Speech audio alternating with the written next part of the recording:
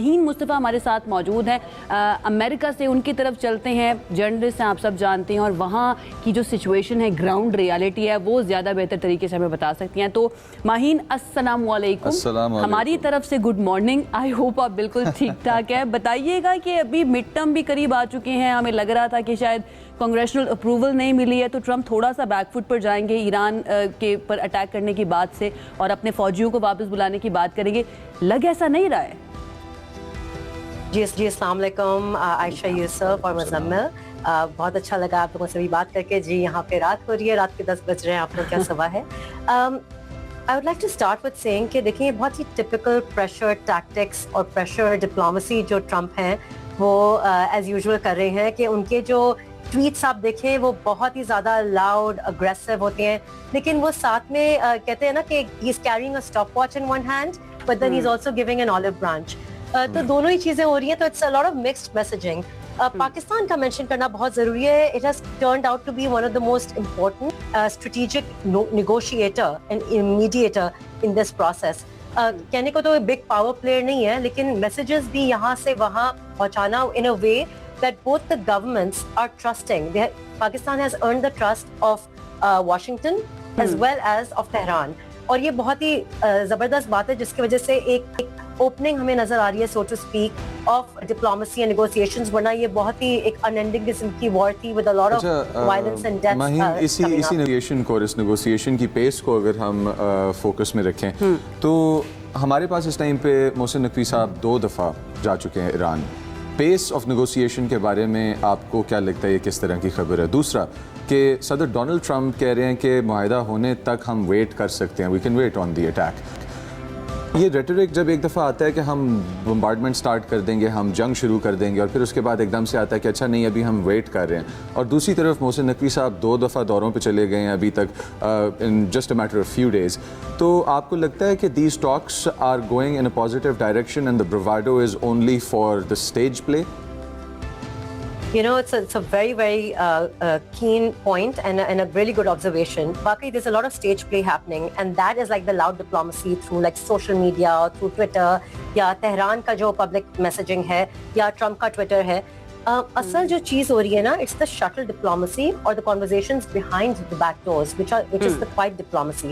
जहाँ तक आपने टाइमलाइन की बात की है, very interesting thing. अगर आप ट्रम्प की पिछली 2-3 ट्वीट्स देखें, या एक्चुअली नॉट इवन ट्वीट्स, वो बॉलरूम जो बना रहे थे उस वक्त प्रेस ने उनसे इसके मुतालिक काफी सवाल किए।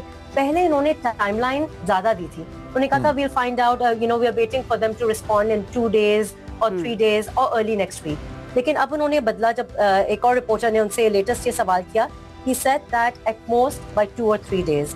तो टाइमलाइन लग रहा है कि it's getting shorter and shorter, and it could very well be just a pressure tactic Trump के एंड पे। लेकिन ये बात कहना बहुत जरूरी है कि वॉर से रिलेटेड कोई भी सिग्नल होता है, the markets are very sensitive and responsive. अगर कोई वॉर सिग्नल होता है, स्पाइक हो जाती है मार्केट्स। अगर कोई पीस की टॉक्स होती है, फौरन उसमें चेंज आ जाता है। दूसरा, स्ट्रेट ऑफ हॉर्मुज़ की भी बात करना बहुत जरूरी है। I know we have mentioned this quite a few times, लेकिन उसके through 1/5 of global oil supply जा रही है, जो गैस पंप्स कराची के, लंदन के, सियाटल के अफेक्ट हो रहे हैं। मतलब आप देखें, ये बात जो है सिर्फ अब गल्फ तक नहीं रही है, it's beyond the gulf. So what is in Gulf is not going to stay in Gulf. महीन, जो ये जो 5 पॉइंट्स ईरान की तरफ से आए हैं, एंड देन अमेरिका की तरफ से भी 5 पॉइंट्स थे, लग ऐसा रहा है ये दोनों पॉइंट्स जो है ना एक दूसरे की नफी भी करते हैं, एक दूसरे से बिल्कुल पोलर ऑपोजिट है। क्या अमेरिका की तरफ से ऐसी कोई बात की जा रही है, या फिर ऐसा आपको कुछ नज़र आ रहा है कि कुछ गुंजाइश निकाली जाएगी, बातचीत की लचक दिखाई जा सकती है किसी भी एक पॉइंट के ऊपर? एक बात तो कह दी है ट्रंप ने कि वो अफजूदा यूरेनियम जो है ना वो ईरान को देना पड़ेगा, इसके साथ साथ उनका स्ट्रेट ऑफ हॉर्मुज़ के ऊपर उनकी जो सॉवरेनिटी है उसको भी कबूल नहीं किया जाएगा।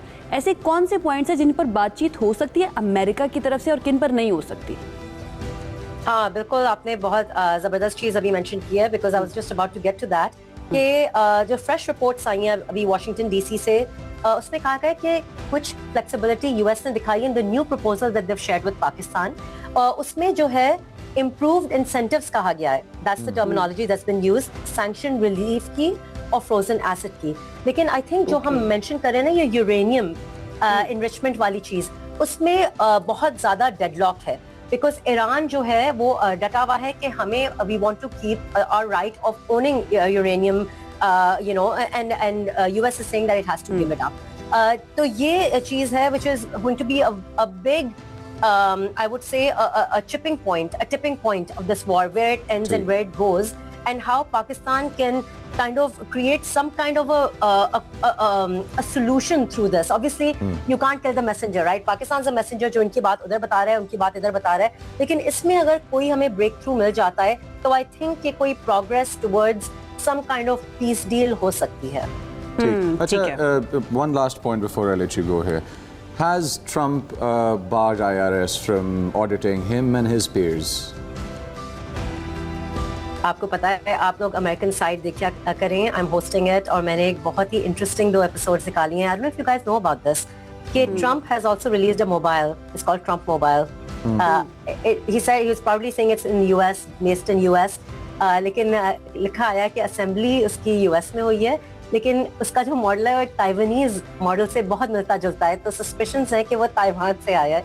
उसके साथ साथ इतनी सारी बिजनेसेस हैं जो Trump kind of you know, doing during his presidency. अगर आप अभी बीजिंग का टूर देखें, the US Air Force, you know, it opened up with billionaires walking out of the plane. You know, we had the tech CEO of Nvidia, of you know, of Apple, and all these big names. And so he's going to get these business deals over there, right? So एक बहुत ही blurry line आ जाती है between presidential think, is America coming first? Is this a government for the people, by the people, to the people, or is it for the billionaires, by the billionaires, to the billionaires? एक और perspective है, उसके ऊपर भी कर दीजिएगा माहीन. वो ये कि ताइवान के साथ या ताइवान की जो मसनूआत है उनको लेकर आना, इसमें चाइना के साथ तो कोई प्रॉब्लम नहीं होगी. बिकॉज अपेरेंटली जब प्रेसिडेंट ट्रम्प गए हैं तो चाइना ने ख़ास तौर पर ताइवान का जिक्र किया है कि भाई हम अपनी जो है ना सॉवरेनिटी उसके ऊपर रखते हैं अभी भी, चाहे वो अपने आप को अलग रिपब्लिक कहता हो.